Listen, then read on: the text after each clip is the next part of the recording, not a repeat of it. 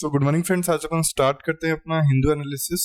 ठीक है, तो अपना फर्स्ट टॉपिक कहता है cyber crime racket in new dupe 28,000 people of 100 crore Haryana police. तो आप देख सकते हैं कि कितना बड़ा रैकेट चल रहा है ये। तो अपन आज अपना इससे क्या करेंगे, अपन इस टॉपिक से अपन GS3 का एक इंटरनल सिक्योरिटी में आपका एक टॉपिक आता है थ्रेट्स ऑफ साइबर सिक्योरिटी। ठीक है, तो उसके अंदर ही एक टॉपिक आता है साइबर क्राइम। ठीक है, तो अपन उसको टॉपिक को रिवाइज करने की कोशिश करेंगे। अगर साइबर क्राइम से रिलेटेड आपके एग्जाम में अगर कोई क्वेश्चन आ जाए तो आप इजीली उसको आंसर आउट कर पाएंगे, राइट। फिर उसको मैं आपको कुछ टाइप्स भी बताऊंगा कि कितने कितने टाइप्स के साइबर क्राइम हो सकते हैं। अगर आपको एग्जाम में डायरेक्ट लिखना पड़े तो आप डायरेक्ट लिख सकते हैं, राइट।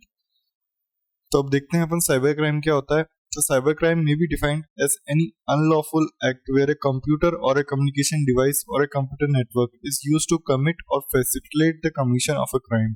तो आप देख सकते हैं कि साइबर क्राइम क्या होता है। साइबर क्राइम एक ऐसा एक्ट होता है जहाँ पे क्या होता है, कोई कंप्यूटर या कोई कम्युनिकेशन डिवाइस या कोई कंप्यूटर नेटवर्क यूज किया जाता है क्राइम करने के लिए। ठीक है, तो साइबर क्राइम की सिंपल से डेफिनेशन ये है। अगर आपके एग्जाम में आता है तो आप डायरेक्टली लिख सकते हैं और आंसर पा सकते हैं, राइट। तो अपन देखते हैं कि साइबर बुलिंग क्या होता है। ठीक है, तो साइबर बुलिंग क्या होता है, कोई भी इलेक्ट्रॉनिक या कम्युनिकेशन डिवाइस जैसे कंप्यूटर, मोबाइल फोन, लैपटॉप्स आपको हरास करने के लिए यूज किया जाता है, राइट।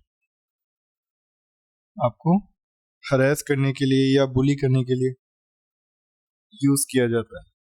ठीक है, क्या क्या यूज किया जाता है, कोई कंप्यूटर, मोबाइल फोन या लैपटॉप कुछ भी हो सकता है, राइट।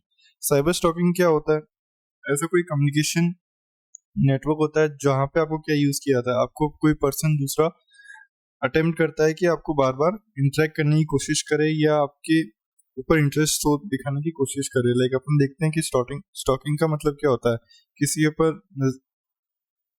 के ऊपर नजर रखना या समथिंग कुछ, राइट। तो वही चीज साइबर लेवल पे माने कि कम्युनिकेशन नेटवर्क के थ्रू की जाती है, मतलब विदाउट योर इन्फॉर्मेशन आपके प्रोफाइल्स में देखना या ये सारी चीजें, राइट। साइबर ग्रूमिंग क्या होता है, तो साइबर ग्रूमिंग क्या होता है जहाँ पे एक बंदा मतलब या कोई बंदी हो सकती है, वो क्या करती है, इंटरनेट के द्वारा रिलेशनशिप्स बनाने की कोशिश की जाती है। ऑनलाइन रिलेशनशिप इसको अपन कह सकते हैं। ठीक है, उनको सेक्सुअल एक्ट में कन्वर्ट करने की कोशिश की जाती है, like you can say of a nudes और समथिंग। तो साइबर ग्रूमिंग इसको कहते हैं, राइट। ये भी एक फ्रॉड की तरह काफी ज्यादा न्यूज में चल रहा है आजकल, तो आप इस चीजों का ध्यान रखें, इस चीजों में ना फंसे। ठीक है, फिर आती है स्पैमिंग। तो स्पैमिंग क्या होती है ये आप लोग को पता होना चाहिए। यहाँ पे आपको मोस्टली क्या होता है, मोस्टली ईमेल, SMS, MMS, ये सारी की सारी चीजें आपको अपने आपके फोन पे आती रहती हैं। तो आप उससे काफी बार इन्फेक्ट हो जाता है आपका फोन। तो उससे क्या होता है, जो आपकी जो भी डिटेल्स वगैरह होती हैं वो सारी स्पैम करा ली जाती है, माने कि आपसे ले ली जाती है।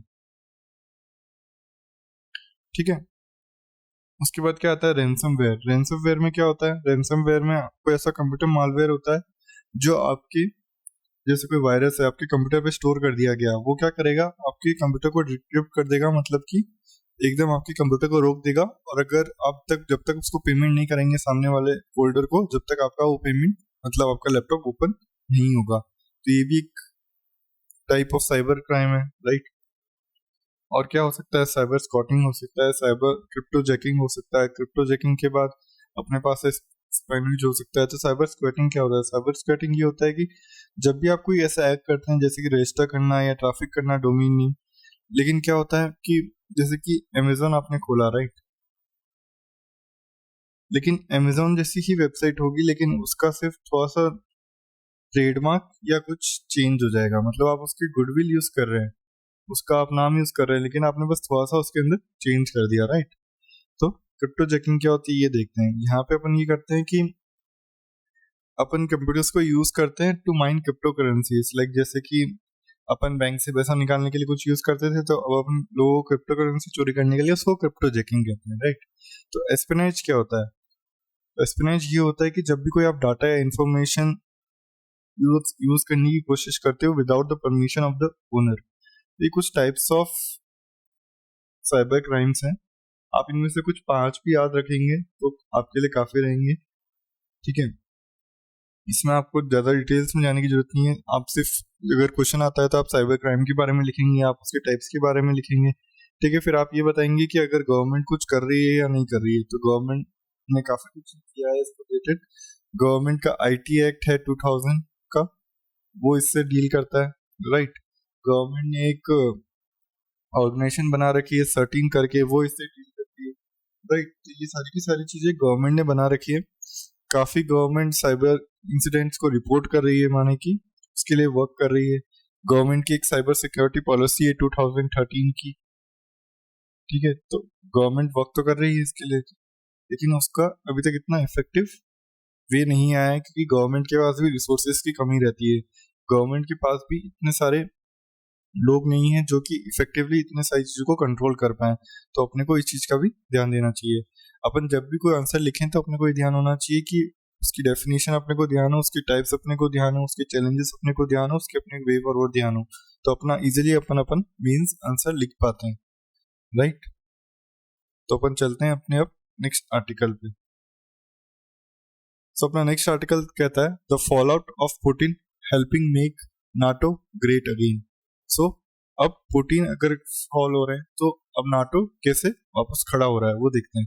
लेकिन सबसे पहले अपन ये देखते हैं कि नाटो होता क्या है, राइट। सो नाटो क्या होता है? NATO is a military alliance established by the north Atlantic treaty also called the Washington treaty. तो अगर आपके प्रीलिम्स में आ जाए कि वॉशिंगटन ट्रीटी क्या होता है, तो आप इस चीज का ध्यान रखेंगे, आप कंफ्यूज नहीं हो जाएंगे कि हमने तो नाटो पढ़ा था, हमने वॉशिंगटन ट्रीटी पढ़ा ही नहीं, राइट। तो दोनों सेम ही नाम से जाने जाते हैं। Of April 1949 by the United States, Canada and the several Western European nations to provide collective security against the Soviet Union। तो 90s के टाइम में क्या हो रहा था, वेस्ट और रशिया के बीच में काफी इश्यूज चल रहे थे, कोल्ड वॉर चल रहा था। तो दोनों अपनी आइडियोलॉजी बढ़ाना चाह रहे थे, राइट। दोनों अपनी आइडियोलॉजी बढ़ाना चाह रहे थे, तो क्या यूएसए ने नाटो की स्टेब्लिशमेंट करी, ठीक है, एक कलेक्टिव ग्रुप करके कि अगर नाटो पे कोई अटैक करेगा तो यूएस उसके अगेंस्ट एक्शन लेगा। नाटो सिर्फ एक ये है कि हाँ, एक कैपिटलिज्म को बढ़ावा देने के लिए, फिर सबको साथ लाने के लिए ऐसे वर्क किया गया, राइट। लेकिन अब आपको क्या ध्यान होना चाहिए? अब आपको ये ध्यान होना चाहिए कि नाटो के मेंबर्स कौन कौन है। यूपीसी डायरेक्ट आपसे ये क्वेश्चन पूछ लेगी, फिर वो आपको बोल देगी कि ये मिलिट्री अलायंस नहीं है, ये आपकी है इकोनॉमिक एंड इकोनॉमिक अलायंस है, पॉलिटिकल अलायंस है, ठीक है, इंटर गवर्नमेंटल ऑर्गेनाइजेशन है। तो आप इस चीज का बिल्कुल ध्यान रखिए कि ये सारी चीजों में से नहीं है। यूपीसी प्रीलिम्स में आने के बहुत चांसेस हैं, क्योंकि नाटो इस साल बहुत न्यूज में रहा है, राइट। जैसे कि अगर मैं आपको एससीओ के बारे में याद कराता हूँ, तो एससीओ क्या है? एक पॉलिटिकल इकोनॉमिक मिलिट्री ऑर्गेनाइजेशन है। सिर्फ मिलिट्री ऑर्गेनाइजेशन नहीं है, वो पॉलिटिकल है, इकोनॉमिक है। तो यहाँ पे वो उससे कंफ्यूज करने की कोशिश कर सकते हैं, तो आप इस चीज का ध्यान रखेंगे। तो अगर अपन अब इसकी मेंबर्स देखें, तब इसकी मेंबर्स कौन कौन है?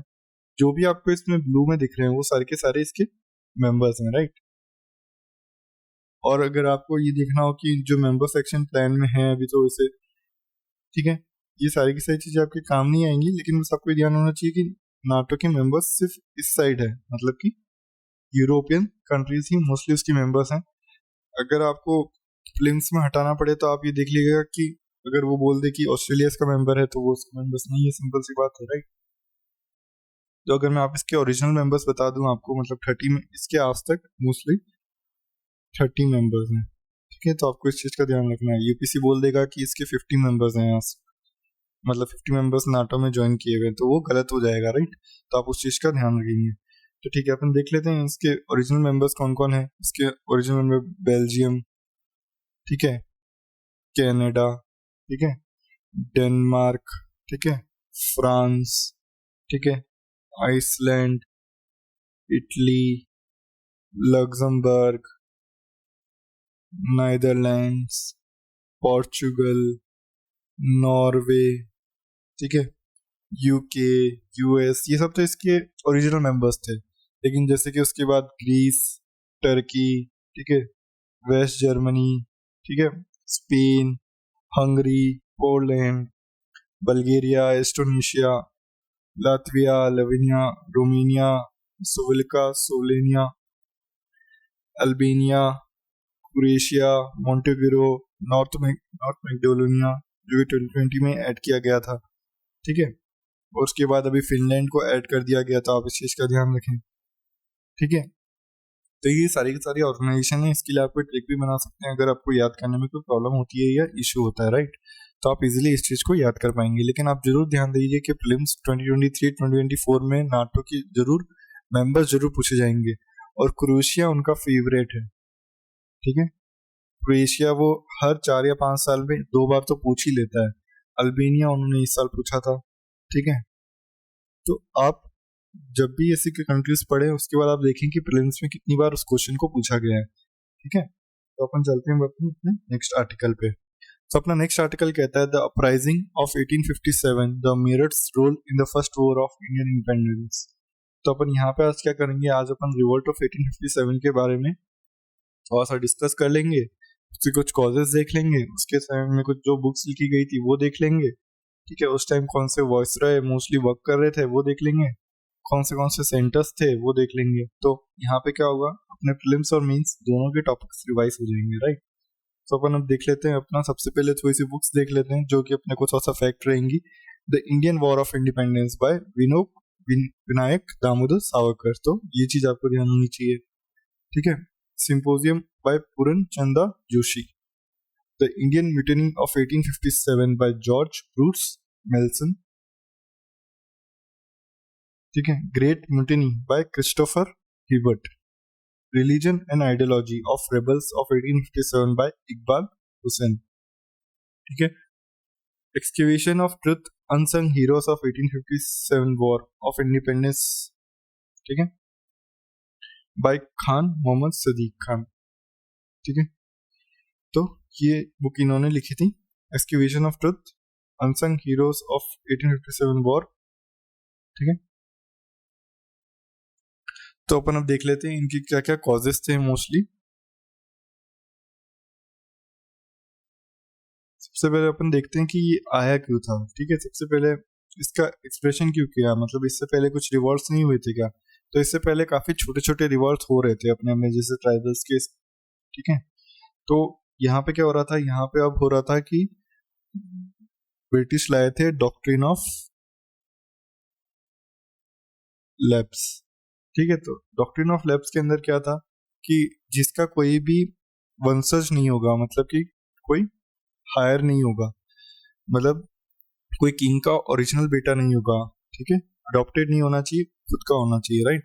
सो उसको आने वाले टाइम में राजगद्दी नहीं दी जाएगी, मानी कि जो भी उनका स्टेट है वो अब वो रूल नहीं करेंगे, वो ब्रिटिश सरकार रूल करेगी। तो डॉक्ट्रिन ऑफ लैप्स कौन लेके आए थे, डॉक्ट्रिन ऑफ लैप्स डलहौजी लेके आए थे, राइट। तो इस चीज का आपको ध्यान होना चाहिए, अगर आप इस चीज को ध्यान नहीं रखेंगे तो वहां पे ये लिख देंगे ये लोग कि डॉक्ट्रिन ऑफ लैप्स को लॉर्ड कैनिंग लेके आए थे। तो ये सारी चीजें आपको ध्यान होनी चाहिए कि कौन सी पॉलिसीज कौन ला रहे हैं, अगर कौन सी पॉलिसीज कौन नहीं लेके आ रहा है, अगर अगर आपको प्रीलिम्स क्लियर करना है तो, ठीक है। तो मैंने आपको बता दिया यहाँ पे क्या होता था, हिंदू रूलर को प्रोहिबिट किया जाता था प्रॉपर्टी एक्वायर करने से अगर वो अडॉप्टेड सन है तो, ठीक है। तो अपन देखते हैं कि अब अपन कुछ, ये तो अपन ने पॉलिसीज देखी जहाँ पे स्टार्ट हुआ कि हाँ। अब अपन देखते हैं कि सोशल रिलीजियस कॉजेस क्या थे, इकोनॉमिक रिलीजियस कॉजेस क्या थे। तो सोशल रिलीजियस क्या होते हैं, वेस्टर्न सिविलाइजेशन क्या कर रही थी, क्रिश्चियनिटी एक्सपेक्ट स्प्रेड कर रही थी, तो वो क्या करना चाह रहे थे, क्रिश्चियंस को यहाँ पे बढ़ावा देना चाह रहे थे। तो अपन देख सकते हैं कि चार्टर एक्ट 1833 में अपने को क्रिश्चियंस को अलाउ कर दिया गया कि आप यहाँ पे आके क्रिश्चियनिटी को स्प्रेड कीजिए। तो आप देख सकते हैं कि कुछ टाइम बाद ही उसका अब लोग वो देखेंगे कि नहीं, ये हमारे रिलीजन को एक ठेस पहुंचाने की कोशिश कर रहे हैं, राइट। तो सबसे पहले क्रिश्चियनिटी स्प्रेड करना चाहेंगे, ठीक है, वो एक कॉन्सिक्वेंस बनेगा, ठीक है। ये लोग ने सती और ये सब को रिमूव करने की कोशिश की उस टाइम, ठीक है। उस टाइम के लिए ये थोड़ा सा वो था, लेकिन मेजर बिल्कुल सही लिया गया उस टाइम भी, ठीक है।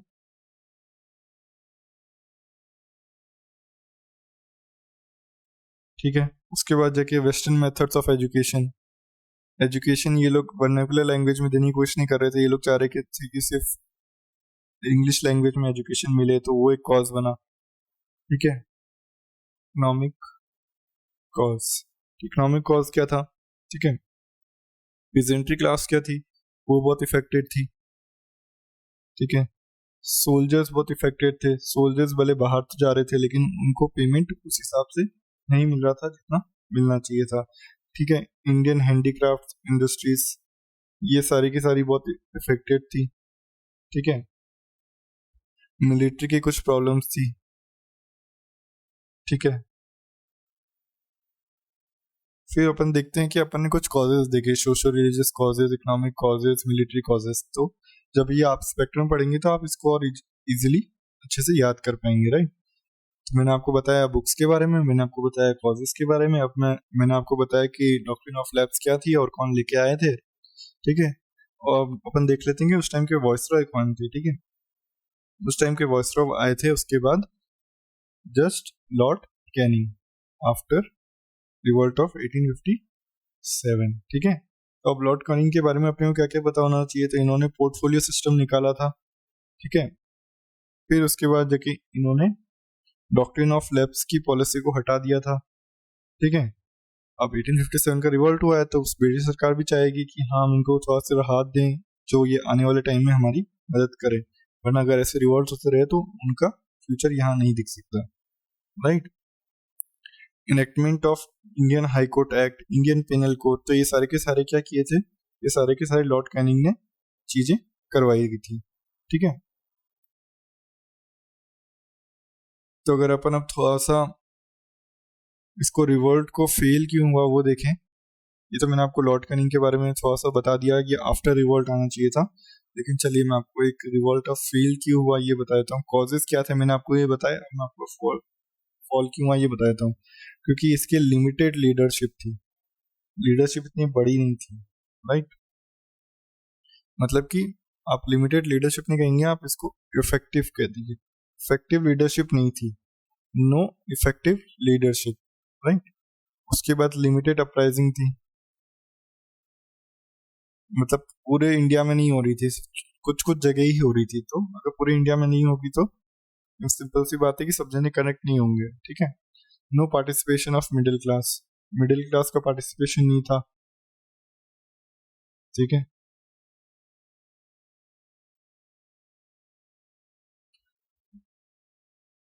तो ये सारी चीजें अपने को थोड़ी सी रिवोल्ट ऑफ 1857 के बारे में याद होनी चाहिए, वरना अगर मैं रिवोल्ट ऑफ 1857 पढ़ाना जाऊँ तो फिर वो 45 मिनट्स या 1 घंटा आराम से ले लेगा आपका। ठीक है, तो अपन चलते हैं बार अपने नेक्स्ट आर्टिकल पे।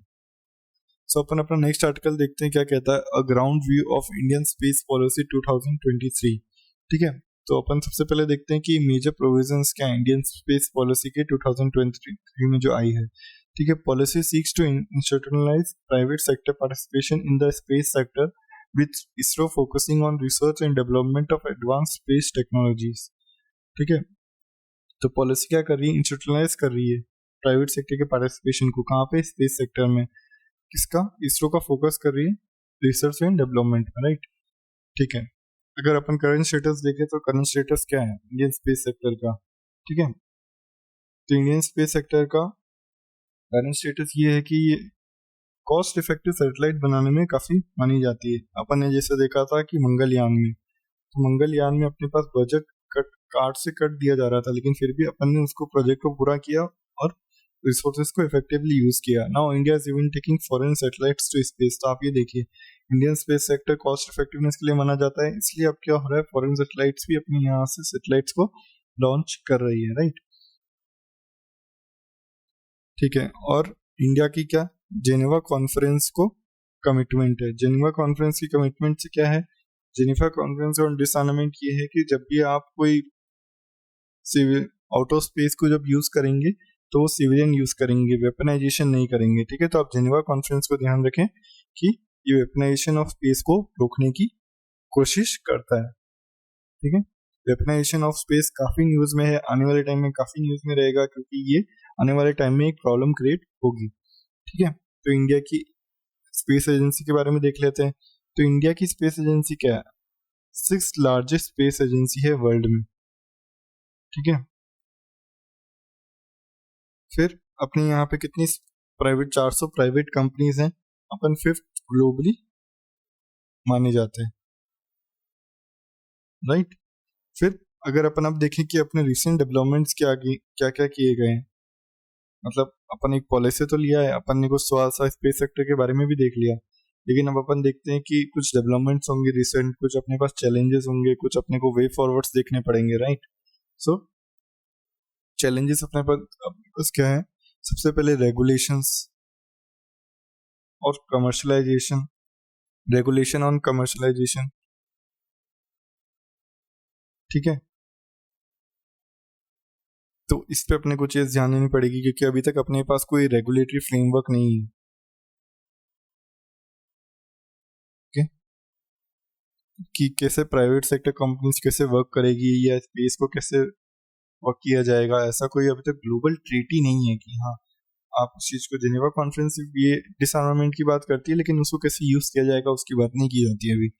तो राइजिंग स्पेस डेब्रिस, तो आप ये देख रहे हैं कि डेब्रिस इकट्ठा होते जा रही है। डेब्रिस माने कि कचरा, मतलब कि सैटेलाइट्स अगर खराब हो जाती है तो वो कचरा बन जाती है, राइट। वो स्पेस में ही घूमता रहता है, तो उसको लेके कोई अभी तक फ्रेमवर्क नहीं है, कोई रेगुलेटरी, जैसे मैंने आपको बताया कि रेगुलेशन नहीं है कमर्शियल चीजों पे, सैटेलाइट्स पे, कोई स्पेस डेब्रिस को लेके अभी तक कोई चीज देखी नहीं जा रही है, ठीक है। ग्लोबली लेवल पे क्या हो रहा है? ट्रस्ट डेफिसिट बढ़ रहा है, क्योंकि लोग अपने से अपनी सैटेलाइट्स लॉन्च करना चाह रहे हैं, जबकि वो ज्यादा ज्यादा साइंटिफिक एक्सप्लोरेशन कर पाए, लेकिन वो काफी क्या कर रहे हैं, आर्म्स रेस को बढ़ा रहे हैं।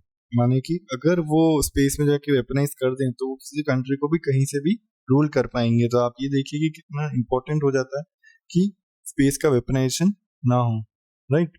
तो इसलिए ग्लोबल ट्रस्ट डेफिसिट जो इंक्रीज होते जा रहा है, मतलब ग्लोबल लेवल पे जो डेफिसिट इंक्रीज हो रहा है उसको इंक्रीज करने की कोशिश करेंगे, ठीक है। सो अपन गवर्नमेंट ने कुछ इनिशिएटिव्स निकाले हैं क्या फिर उससे रिलेटेड? अगर इतनी सारी प्रॉब्लम है तो गवर्नमेंट ऐसे चुप तो बैठी नहीं होगी। तो गवर्नमेंट ने प्रोजेक्ट नेत्रा, ये क्या करता है? ये आपकी स्पेस डेब्रिस को जल्दी से जल्दी पता लगाने की कोशिश करता है और उसको रिमूव कैसे किया जाए उसकी कोशिश करता है, ठीक है। एक परमानेंट कमीशन होना चाहिए जो इससे रिलेटेड डील करे एट ए ग्लोबल लेवल, ठीक है। इंडिया को उसको पोजिशनिंग क्रिएट करनी चाहिए, ठीक है। सो ये सारे कुछ आर्टिकल थे जो अपन ने स्पेस से रिलेटेड देखे। अब अपन चलते हैं अपने नेक्स्ट आर्टिकल पे। सो अपना नेक्स्ट आर्टिकल कहता है study on sludge finds high potential for use as a fertiliser after treatment. तो आप ये देखिए कि फर्टिलाइजर कितना इंपॉर्टेंट हो जाता है, और अगर स्लज है अगर उसका कितना हाई पोटेंशियल है अगर ट्रीट किया जाए। तो अपन यहाँ पे क्या देखेंगे कि waste water when treated leaves behind organic sludge that is also repository of influence and bacterial containments. तो आप ये देखेंगे कि मैंने आपको 2 या 3 दिन पहले ही वेस्ट वाटर के ऊपर एक पूरा आर्टिकल कराया था कि अगर वेस्ट वाटर को अपन अच्छे से यूज कर पाए तो अपन कितनी सारी चीजों को आगे बढ़ा पाएंगे, राइट। तो अपन देख लेते हैं कि सबसे पहले फर्टिलाइजर अपने यहाँ कितना इंपॉर्टेंट हो जाता है, या यूपीसी फर्टिलाइजर से क्वेश्चन पूछता रहता है क्या। सो मोस्टली अपन फर्टिलाइजर के बारे में देख लेते हैं कि इंडिया ने 500 million ton fertiliser, 500 million ton, lakh million ton use किया इन 10 ईयर्स। तो आप ये सोचिए कि अपन ने कितना फर्टिलाइजर यूज किया है, ठीक है। 500 lakh million ton per year in the last 10 years. तो आप सोचिए कि अपन कितना ज्यादा फर्टिलाइजर यूज कर रहे हैं, राइट। तो सेंटर, अब फर्टिलाइजर अगर इतना यूज कर रहे हैं तो फार्मर्स यूज कर रहे हैं, अगर फार्मर्स यूज कर रहे हैं तो उनको सब्सिडी दी जाती है, उनको सब्सिडी दी जाती है तो वो किसके थ्रू जाती है? वो गवर्नमेंट के थ्रू जाती है। गवर्नमेंट फिर क्या चाहती होती है? ट्रस्ट डेफिसिट में चलती है, राइट। सो और मोस्टली क्या होता है फिर ये फर्टिलाइजर्स अपने ओशियंस वगैरह ये सब में जाते हैं और फिर वहां पे यूट्रोफिकेशन और ये सारी चीजें करते हैं, ठीक है। अगर आपको यूट्रोफिकेशन नहीं पता है और यूट्रोफिकेशन के बारे में आपको जानना है तो आप मुझे कमेंट सेक्शन में बता सकते हैं, मैं आपके लिए अलग से स्पेशल वीडियो बना दूंगा, राइट। सो अपन ये देखा कि अपने यहाँ पे फर्टिलाइजर का बहुत सारा यूसेज है, ठीक है। गवर्नमेंट उसके लिए सब्सिडीज दे रही है, जैसे कि सबसे मेन फर्टिलाइजर जो आपको ध्यान होना चाहिए यूरिया। यूरिया के ऊपर प्रीलिम्स में 2-3 बार क्वेश्चन पूछा जा चुका है, ठीक है। और यूरिया का जो नेक्स्ट वर्जन आया था वो नीम कोटिंग यूरिया आया, फिर लिक्विड यूरिया आया, ठीक है। तो ये सारी फर्टिलाइजर का एक इम्पोर्टेंट टॉपिक है, तो जब भी हम न्यूज में आए ना तो आप उस चीज को देखते हुए चल सकते हैं, ठीक है। क्योंकि यूपीएससी इससे हमेशा इंटरेस्टेड रहेगा पूछने के लिए। और एक ये स्टडी अगर अच्छी फाइंड आउट की जाती है तो अपन कैसे वेस्ट वाटर को ट्रीट कर पाएंगे या उसको ट्रीट करके अपन उसको वापस एज ए फर्टिलाइजर यूज कर पाएंगे, राइट। तो अपन देखते हैं कि phase out methane emissions by 2030, eliminate carbon intensity, urges COP28 president designate. तो आप ये देखिए कि कितनी बड़ी बात की जा रही है कि मीथेन एमिशंस को फेज आउट करना है। अब मीथेन एमिशंस को फेज आउट करना क्यों इंपॉर्टेंट है, सबसे पहले अपने को ये पता होना चाहिए, ठीक है। तो मीथेन क्या होती है? मीथेन एक ग्रीन हाउस गैस है, ठीक है। अगर आपके प्लेन्स में आ जाए कि मीथेन एक ग्रीन हाउस गैस है या नहीं, तो आपको इस चीज का ध्यान होना चाहिए, राइट। और ये इतनी हार्मफुल क्यों है फिर? तो ये 80 टाइम्स ज्यादा वर्क करती है किससे? कार्बन डाइऑक्साइड से। मतलब जब जितनी कार्बन डाइऑक्साइड हार्मफुल है, उससे 80 टाइम्स ज्यादा ये मीथेन हार्मफुल होती है, राइट। और अगर अपन इसकी मीथेन की सोर्सेस देखें कि मीथेन की सोर्सेस कौन से हैं, फिर एक सेकेंड में आपके थोड़ा सा क्लियर कर देता हूँ। तो मीथेन के सोर्सेस कौन से हैं? मीथेन के सोर्सेस हैं एग्रीकल्चर, ठीक है, कोल माइनिंग, ठीक है, वेस्ट एक्टिविटीज, ठीक है। तो ये सारे के सारे ये हैं। अब अपने को इसका इम्पैक्ट देखना है। अपन वैसे ही देख रहे हैं कि इतना सारा पॉल्यूशन, इतना ज़्यादा डिग्रेडेशन हो रहा है एनवायरनमेंट का, तो क्या होगा? ग्लोबल वार्मिंग बढ़ रही है। तो ग्लोबल वार्मिंग में सबसे ज़्यादा कंट्रीब्यूट कौन करेगा? फिर मीथेन करेगा, सिंपल सी बात है, ठीक है। अगर इंडिया ने क्या क्या गवर्नमेंट इनिशिएटिव्स लिए हैं, तो अपन ने देखा कि एग्रीकल्चर से होता है, तो गवर्नमेंट ने हरिधारा करके एक सिस्टम निकाला है, जहाँ पे क्या होता है, मिल्क प्रोडक्शन के टाइम जो मीथेन इमिशन होता है वो 80% रिड्यूस हो जाता है, राइट। इंडिया का खुद का ग्रीन हाउस प्रोग्राम है,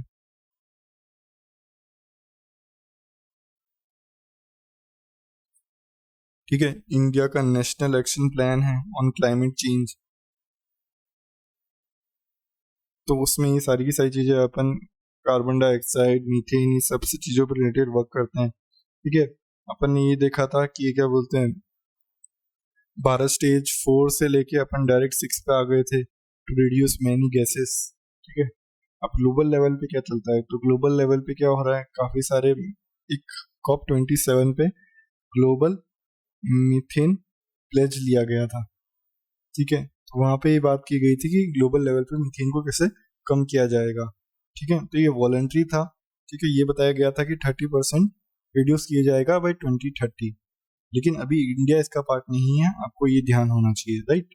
अगर प्लेन्स में आ जाए कि ग्लोबल मीथेन प्लेज का इंडिया पार्ट है, तो इंडिया नहीं है, राइट। आप मीथेन को जरूर ध्यान रखें कि कैसी गैस है और कितनी हार्मफुल है। प्लेन्स में आपके जरूर हर 2 या 3 साल में एक क्वेश्चन बनेगा ही बनेगा, राइट। तो अपन चलते हैं अपन अपने नेक्स्ट आर्टिकल पे।